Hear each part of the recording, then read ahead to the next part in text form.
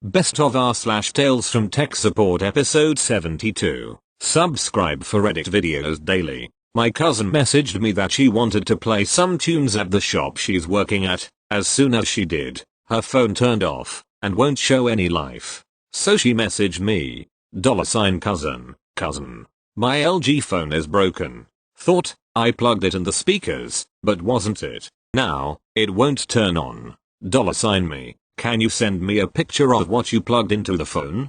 Dolla Sign cousin. Sends pic of what she plugged in. Dolla Sign Me. Fassapum. That picture shows a plugged-in power adapter with a barrel connector on one end. It looks like she mistaken a power cord for an auxiliary cord. Then I realized that the speaker is Bluetooth speaker. She has used the speakers before on her phone via Bluetooth. I questioned her why she even thought of plugging her phone to it. Dolla Sign Me. Cousin, didn't you use this speaker before? Dolla Sign cousin. Yes.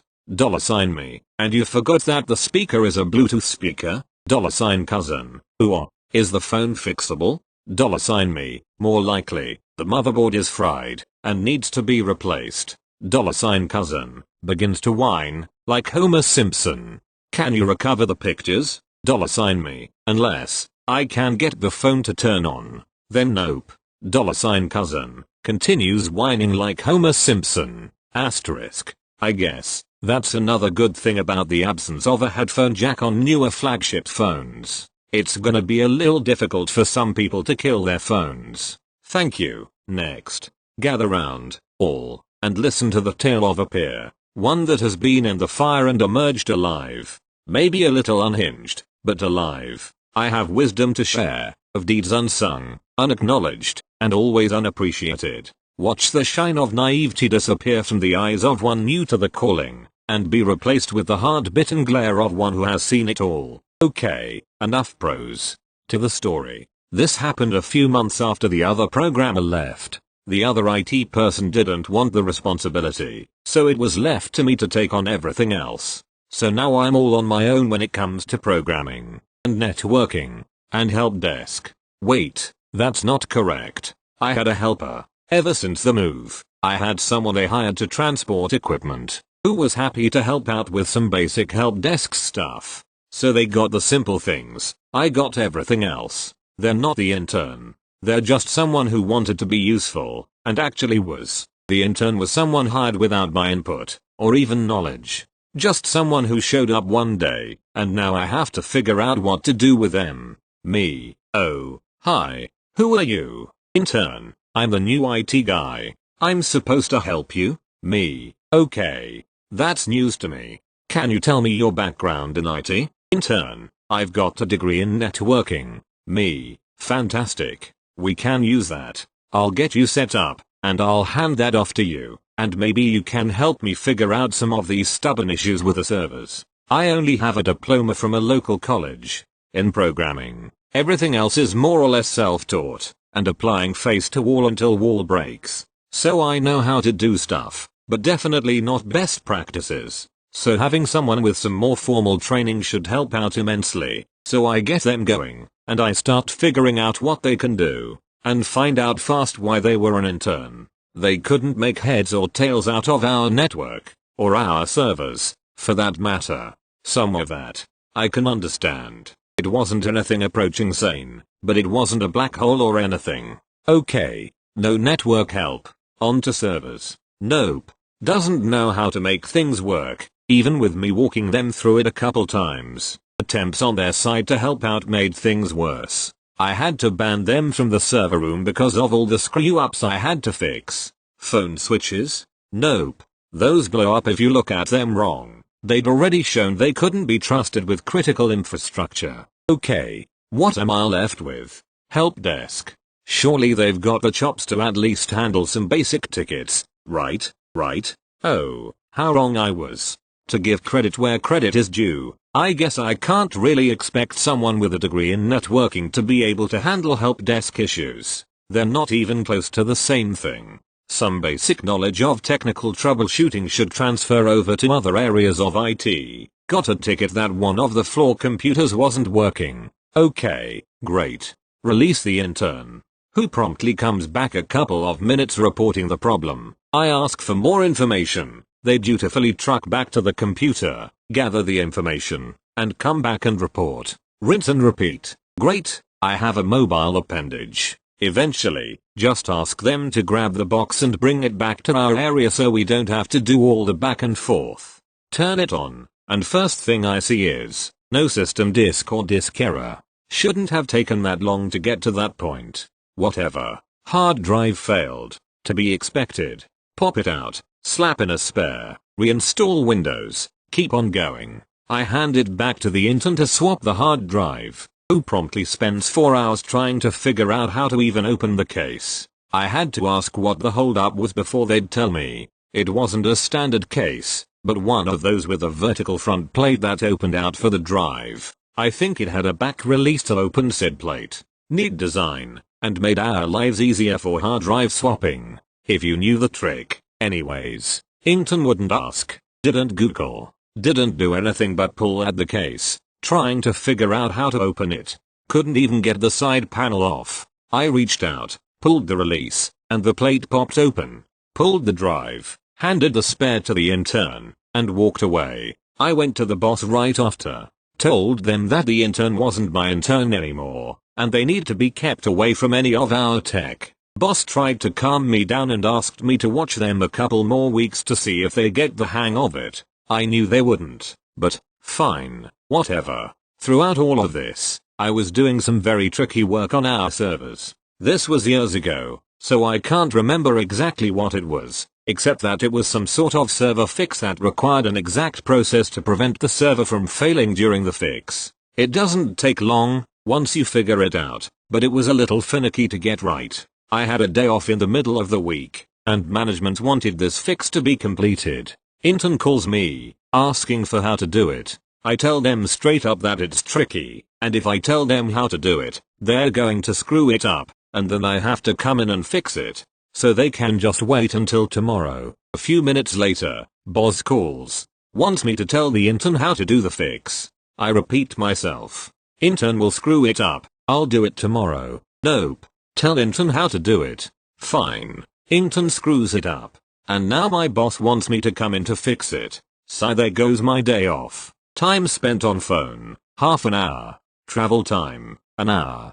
Time to fix, 15 minutes. And since I was there anyways, I decided I'd just fix the rest, and the company can just give me a day off somewhere else. Instant protest. I wasn't there the whole day, so I shouldn't get another whole day off. Aftermath. Intern was no longer in IT. They got relegated to office data entry. Good riddance. Thank you. Next. Not tech support, just being helpful. Possibly the shortest first post on this subcast. Me. Teacher. SDU. Stressed. Distressed user. Now onto the story.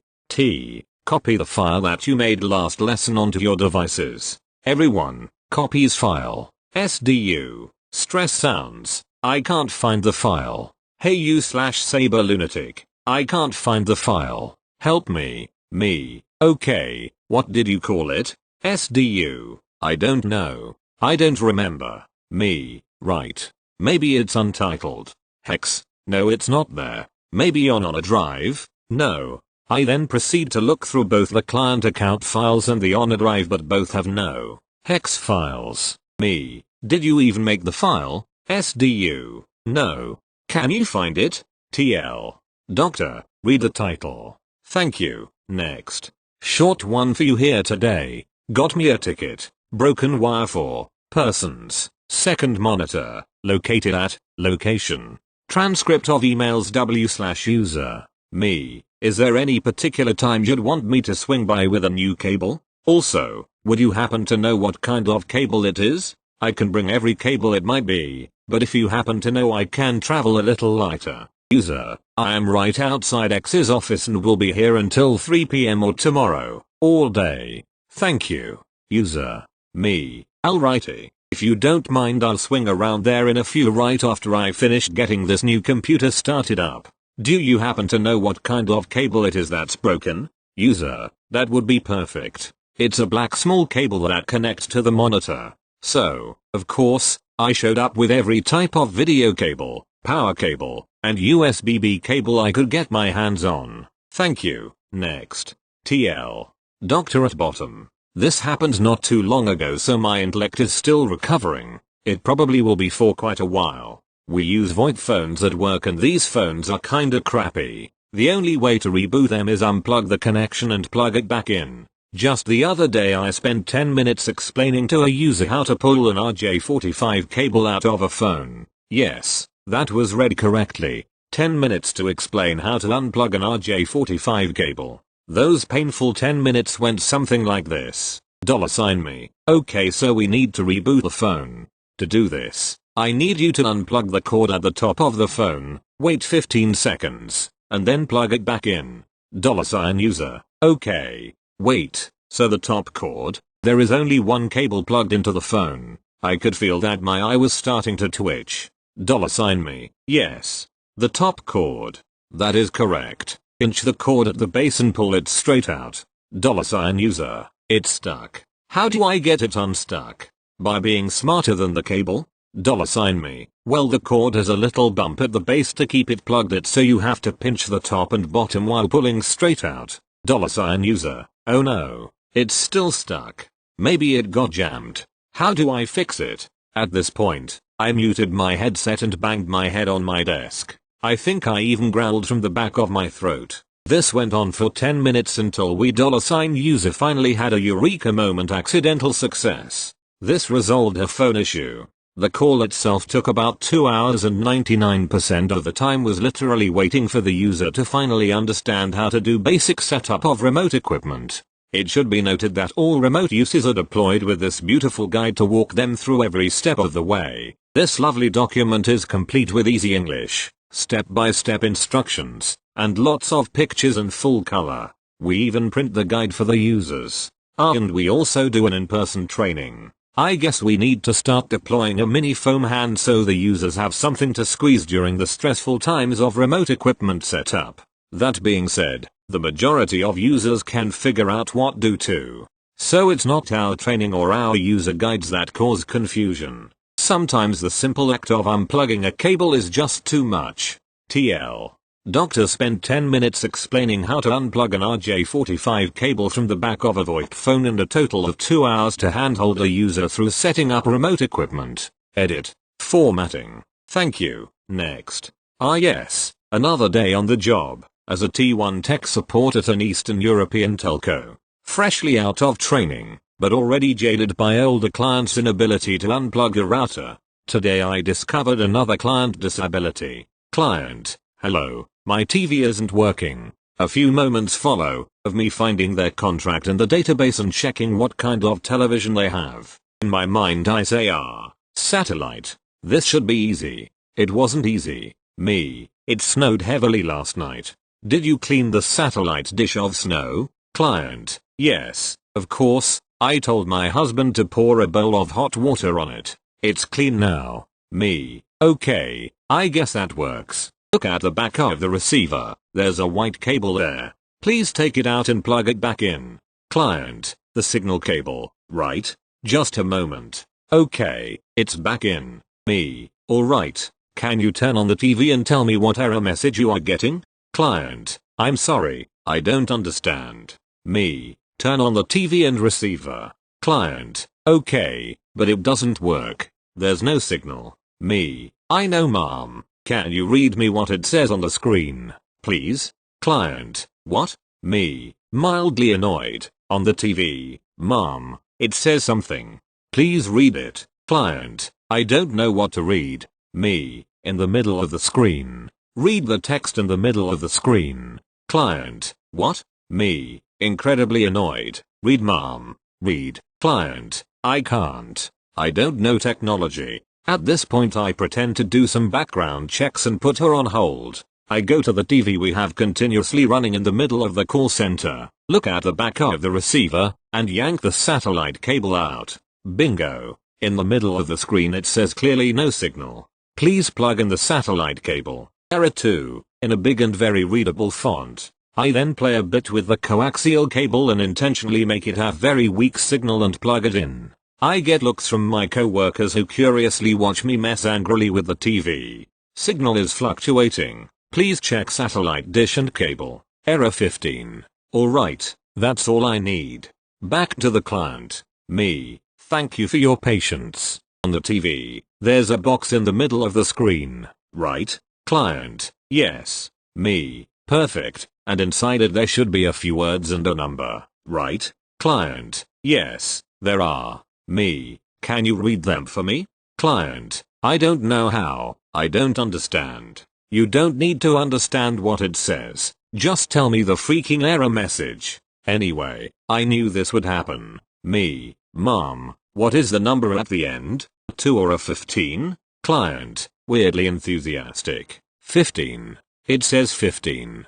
Hallelujah, I got the error code. Me. Alright, thank you. We will need to send a team to check the satellite dish. Is tomorrow at 2 p.m. alright? Client. Yes, thank you very much. I say the required formalities and wait for the call to end. Click. Very annoyed. I finish the ticket and try to relax a bit. My choice of leisure activity? Repairing that coaxial cable I just destroyed. Somehow that brings me a lot of pleasure. Under the stares of my boss, and a laughing co-worker that kept quoting read mom, read.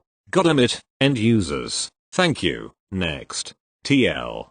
Doctor at bottom. Apologies for formatting. One Thursday, I had cherry-picked a sweet cable pull in one of my favorite admin buildings in a multi-building facility. We do a lot of government contractor install/servicing work for a wide variety of networked and non-networked equip. Regional Australia. Those who have cable jerked before might appreciate this building. It's also relevant to the story. Old, solid timber, single story. 100 meters, 328 feet, long, no firewalls. 600 millimeters wide. 23. Platform walkway running the length of the building on the roof trusses. 2 meters. 6. 5 feet. Clearance to roof. Ladder trays for different services within easy reach of the walkway. Some time ago, the asbestos sheet ceiling had been removed and tiles put in. I'm moving along the walkway in the ceiling space, neatly tying cable to a tray, thinking happy thoughts about the free blueberry muffins I know will be at the next site later on, when I hear from below. Sandra, not real,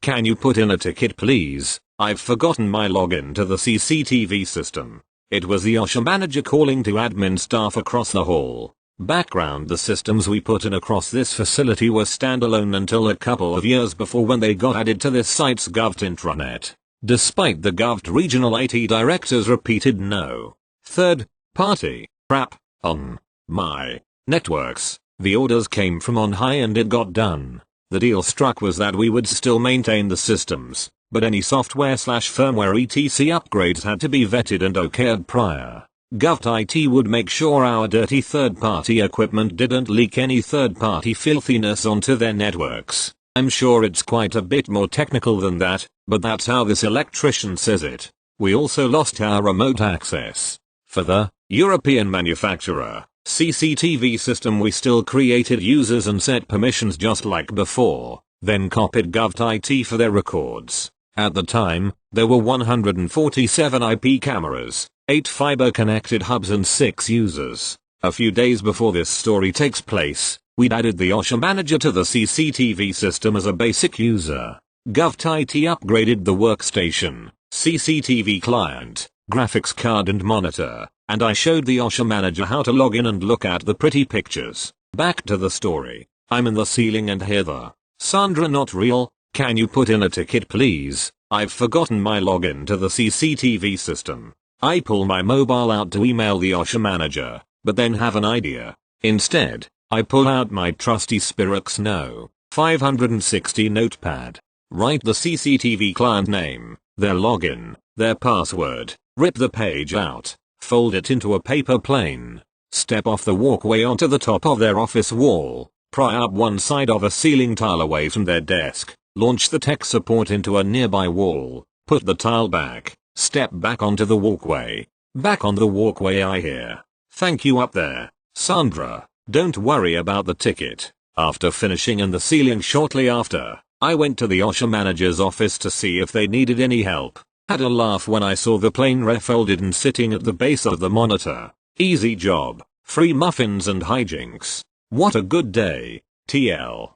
Doctor, in the right place at the right time to offer a user some aerial login support. OSHA note, I've worked in all types of ceilings for years with no ill effect. Moving around in ceilings is straightforward and safe when you do it properly. No real risks were taken in this event. The OSHA manager didn't have any concerns. Personally, I only know of one person who's been all the way through a ceiling and made it to the floor. Usually, if there is an incident in a ceiling from a misstep, it results in some cracked plaster or at worst a foot sticking into a room. The idiot who fell had been taking selfies in a ceiling. Yeah, nah, don't do that.